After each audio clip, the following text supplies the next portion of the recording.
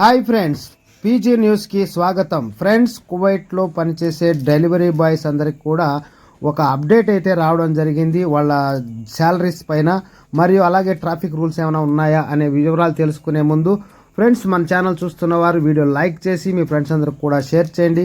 కొత్తగా చూసేవాళ్ళు ఛానల్ తప్పనిసరిగా ఛానల్ సబ్స్క్రైబ్ చేసుకోండి. ఇలాంటి మరెన్నో మోర్ అప్డేట్స్ మీకు ఎప్పటికప్పుడు అందిస్తూ ఉంటాం.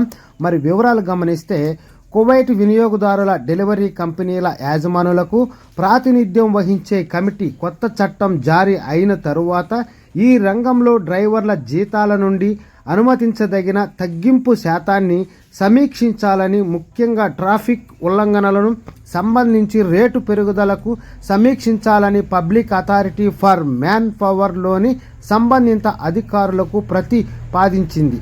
కమిటీ సభ్యులు PAM acting director general engineer Rabab al Osaimi, ఆమె డిప్యూటీలు మరియు సంబంధిత నైపుణ్యం కలిగిన అనేక విభాగ డైరెక్టర్ మధ్య ఇటీవల జరిగిన సమావేశంలో ఈ ప్రతిపాదనలను సమర్పించినట్లు కమిటీ చైర్మన్ అబ్దుల్లాజీజ్ ఆల్ ఫలెహ్ తెలిపారు. కొత్త ట్రాఫిక్ చట్టం అమలు మరియు ట్రాఫిక్ జరిమానాలు విలువల గణనీయమైన పెరుగుదల దృష్ట్యా కొన్ని రోజుల్లోనే ఒకే డ్రైవర్కు 1000 కువైట్ దినార్లకు చేరిన సంఖ్య ట్రాఫిక్ జరిమానాలను డ్రైవర్ల జీతాల నుండి తగ్గించాలనే అభ్యర్థన వచ్చింది అని ఆల్ ఫలేహా వివరించారు. రెండు పార్టీలకు న్యాయంగా ఉండటానికి ప్రస్తుత తగ్గింపు రేటు తిరిగి అంచనా వేయడం అవసరం. డెలివరీ కంపెనీల సంఖ్య 1900కి చేరుకుందని, సమర్పించిన ప్రతిపాదనలు విధానాలను అభివృద్ధి చేయడం మరియు వినియోగదారు డెలివరీ మార్కెట్ స్థిరత్వాన్ని పెంచడం లక్ష్యంగా పెట్టుకున్నాయని ఆయన స్పష్టం చేశారు. వ్యాపార యాజమానులు ఇప్పుడు ఎదుర్కొంటున్న అత్యంత క్లిష్టమైన సవాళ్లలో ఒకటి కొన్ని లావాదేవీలను ప్రాసెస్ చేయడంలో జాప్యం అని, ఉద్యోగాన్ని విడిచిపెట్టిన కార్మికుడికి గైర్హాజరీ నివేదిక జారీ చేయడంతో సహా ఈ ప్రక్రియకు ప్రస్తుతం 2 నుండి 4 నెలలు పడుతుందని ఆయన వెల్లడించారు. డెలివరీ రంగాన్ని మెరుగుపరచడానికి ప్రతిపాదనలలో తుది ప్రయాణాన్ని రద్దు చేసిన తర్వాత డ్రైవర్ల స్థితిని పరిష్కరించడం కూడా ఉందని ఆయన అన్నారు.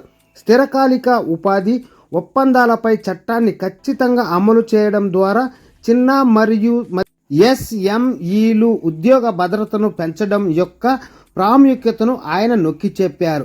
ప్రత్యేకించి ఒక సంస్థ సకాలంలో జీతాలు చెల్లించడానికి మరియు దాని ఉద్యోగుల పట్ల తన బాధ్యతలన్నిటినీ నెరవేర్చడానికి కట్టుబడి ఉన్నప్పుడు, మరోవైపు ఎస్ఎంఈ ఫ్రేమ్వర్క్లో పని విధానాలను అభివృద్ధి చేయడం మరియు డెలివరీ రంగాన్ని నియంత్రించడం లక్ష్యంగా అనేక ప్రతిపాదనలు కమిటీతో జరిగిన సమావేశంలో చర్చించబడ్డాయని పామ్ ఒక పత్రికా ప్రకటనలో ధృవీకరించింది.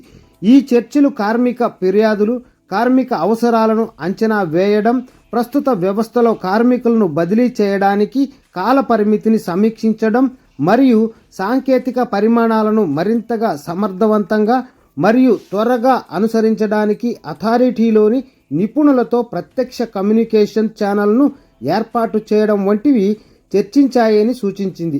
వివిధ ఉత్పాదక రంగాలతో భాగస్వామ్యాలను బలోపేతం చేయడానికి మరియు జాతీయ ప్రాజెక్టులను పని వాతావరణాన్ని మద్దతు ఇవ్వడానికి పామ్ తన నిబద్ధతను ధృవీకరించింది. Don't forget to subscribe, like, share. Thanks for watching.